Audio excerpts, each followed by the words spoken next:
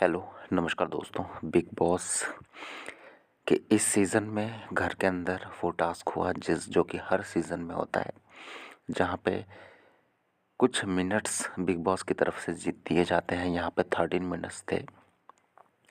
घर के सदस्य को काउंट करना होता है और जो 13 मिनट्स के सबसे नज़दीक करीब पहुँचेगा वो ये टास्क जीत जाएगा।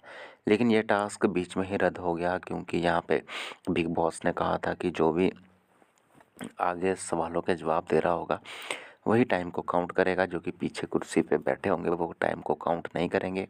लेकिन हुआ ये कि रजत टाइम को काउंट कर रहा था और इनकी पूरी की पूरी टीम यानी कि चाहत, श्रुतिका और रजत घर से बेघर होने के लिए नॉमिनेट हो चुके हैं। इसके बाद एक चीज़ दिखी कि श्रुतिका कहीं न कहीं ब्लेम अपने सर से हटाना चाहिए। बोलना चाहिए कि हाँ, मुझे तो पता था ये होगा, मैं तो। लेकिन बाद में जब उस पर थोड़ा-सा प्रेशर बना, चाहत ने भी कहा कि भई सिर्फ़ अकेले रजत की प्रॉब्लम नहीं है, हमारी भी दिक्कत है। अगर ऐसा ही होता तो हम रजत को पहले ही कह देते कि नहीं, हम अलग खेलेंगे। लेकिन हमने नहीं कहा, तो हम भी कहीं न कहीं इस गेम में शामिल थे। तो यहाँ पे हुए कि चाहत रोई, श्रुतिका ने चाहत को चुप भी करवाया। तो चाहत का रोने का रीज़न पता चला तो चाहत कहना चाहती थी कि चलिए, मुझे तो दुःख नहीं है कि मैं बेघर चल जाऊँगी, बेघर हो जाऊँगी कि नहीं हो जाऊँगी, लेकिन अगर कहीं श्रुतिका बेघर हो गई तो वो मुझे ज़्यादा दुःख लग रहा है। तो कहीं न कहीं ये वाक़या होता है। उसके बाद अगर मैं आपसे बात करूँ, तो अब मुझे लग रहा है कि करण का कहीं न कहीं अब ओवर हो रहा है। मतलब चलिए, गेम एक तरफ है, लेकिन जहाँ तक बात है शिल्पा की, तो शिल्पा ने अपने एक दोस्त को खोया। किसकी वजह से? करण की वजह से।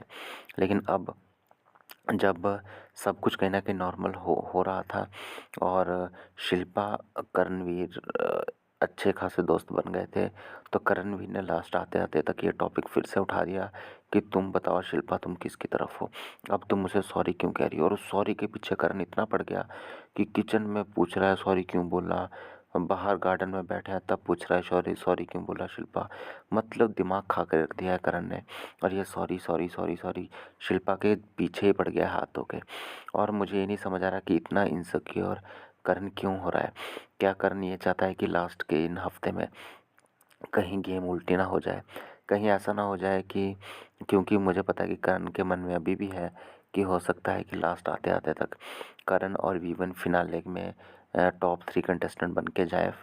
और लास्ट में कहीं न कहीं अगर नंबर गेम की बात आती है, कोई नॉमिनेशन की जो भी 2-3 हफ्ते बचे उसमें बात आती है, तो ऐसा ना हो जाए कि शिल्पा यहाँ पे अपना